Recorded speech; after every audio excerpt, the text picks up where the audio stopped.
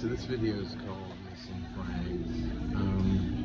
In my position, it's hard to find a private place to record these.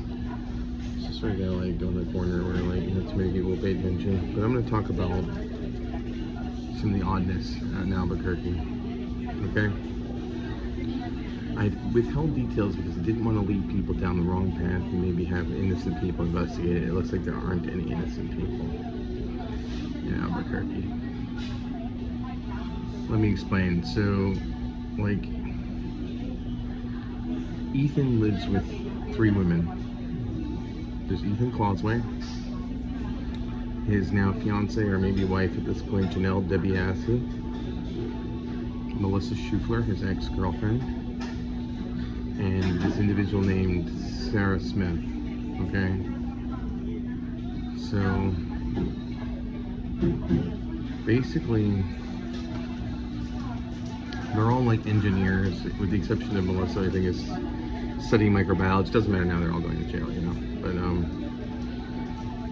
so there's some weirdness, like Ethan, right after the Gabby disappearance situation, which we now know wasn't a disappearance, he said, you can stay as long as you need, and I said, nah man, like, nobody wants to house guests forever, just give me 30 days to figure stuff out.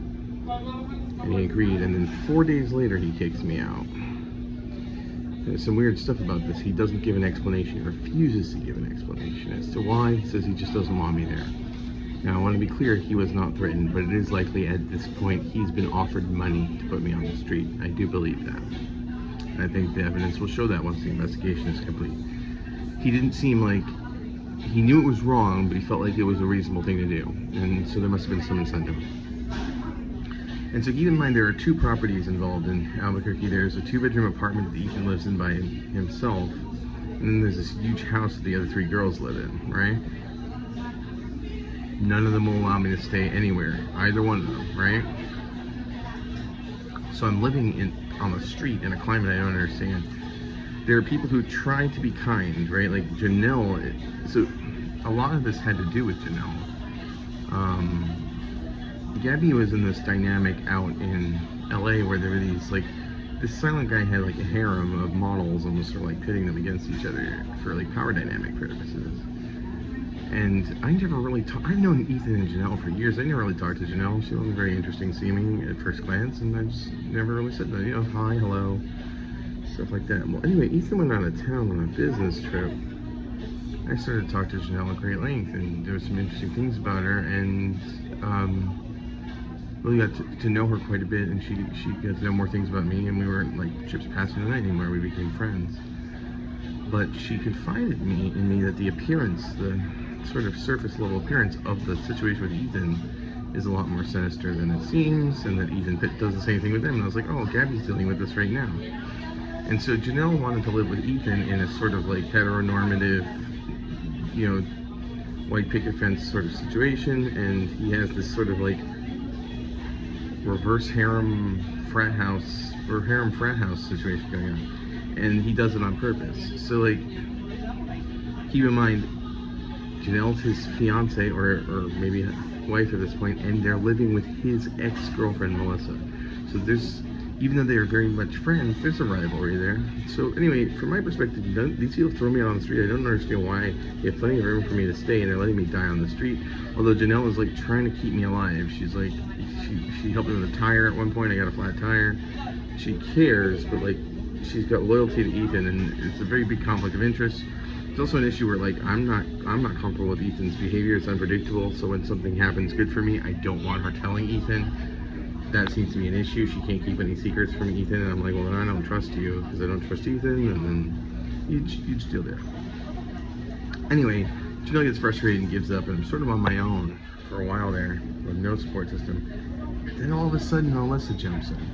She starts assisting, and then there's that thing with the last snack instead of the last supper, you know, the bag of snacks, and then there's the Airbnb. So I came to find out, like, this setting people up in an Airbnb to have them killed is like a huge thing. It's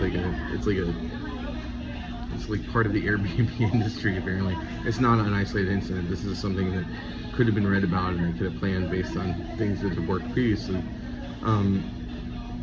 And it was weird, right? Like, you threw me out on the street to die. I'm left out on the street to die. Suddenly you care. Suddenly you want to offer me a place to stay, but not a permanent solution.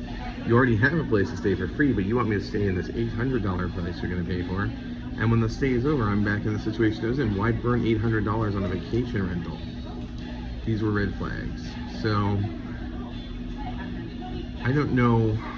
I think initially only Ethan was sort of looped into the murder scheme. Melissa had direct knowledge, there's no doubt. I don't know that Janelle did. I think Ethan was angry that I tipped off Janelle as to what the nature of the dynamic there was. I don't think Janelle wanted me to die, but I can tell you that if Janelle knew Ethan wanted me to die, she would have. Like, it's sort of a thing. She's unquestioning loyalty to this absolutely toxic, abusive shitlord named Ethan. And Janelle, I think, Janelle displays some narcissistic tendencies, but is not by nature a narcissist. She's sort of got fleas from Ethan. I can catch her in these sort of like using guilt as a weapon kind of thing. You know, the classic traits of someone who is in an abusive, narcissistic relationship, but is not by nature a narcissist. But anyway, yeah. I also, this is the fucked up part, I think Sarah knew and didn't agree with it, but didn't say anything anyway. Sarah sends me this cryptic message, you know, I don't hate you, you're not even a bad guy, I don't think, but never talk to me again. It's bizarre.